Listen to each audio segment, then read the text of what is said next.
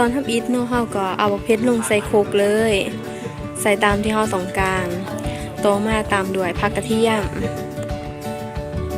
แล้วเฮาก็ใส่เกลือเปงนัวลงไปเนาะหลังจากนั้นน้ำตาลหลังจากใส่น้ำตาลแล้วแม่นเฮาจะตำเครื่องปรุงที่เฮาใส่ลงไปในโคกให้มันเข้ากันตามที่เฮาต้องการจนได้ที่แล้วเฮาจึงเฮ็ดขั้นตอนต่อไปเนาะตามก่อน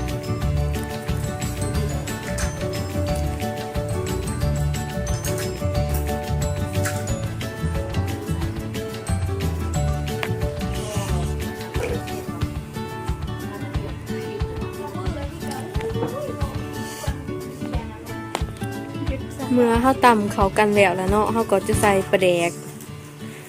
ใส่น้ำปลาแดกใส่เฮามาเข้มก็ใส่ได้หลายก็ได้เนาะเฮามักจางก็ใส่น้อยนึงแล้วเฮาก็ใส่อันบักเล่นลงไปบักเล่นน้อยเนาะมันจะมีรสชาติสมๆหรือว่าไผมักบักเล่นใหญ่ก็เอาแล้วแต่เนาะแต่สำหรับสูตรข้าพเจ้าเองมันบักเล่นน้อยเนาะ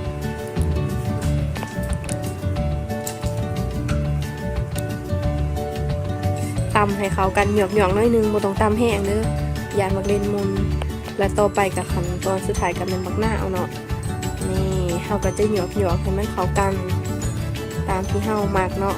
ที่เฮาก็จะเห็นหน้าตามันเป็นแนวนั้นล่ะเนาะเป็นตาแซ่บได้แล้วขั้นตอนต่อไปอีกก็คือการใส่บะฮุ่งเป็นขั้นตอนสุดท้ายตำหลายตำน้อยก็เอาแล้วแต่ท่านผู้ชมมักเนาะนั่นแหละหลังจากนั้นเฮาก็ทำการตำเข้ากันให้มันเข้ากันเนาะเราจะตำให้แห้งหน่อยนึงเนาะเพื่อให้สีนมะฮุงมันนุ่มๆตำต่อไปเลยเห็นว่าหูซื้อเห็นว่ามันตำอย่างไรก็เลยตื่มปลาแดกหน่อยนึงเนาะอันนี้ก็แล้วแต่การตำของแต่ละคนเนาะตำไปจนมันได้ทีแล้ว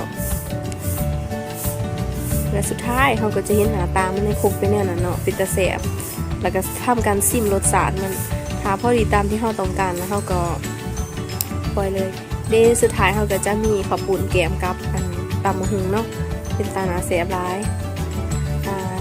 ขอขอบใจที่เบิ่งเนาะขอบใจที่เขามาซบเนาะ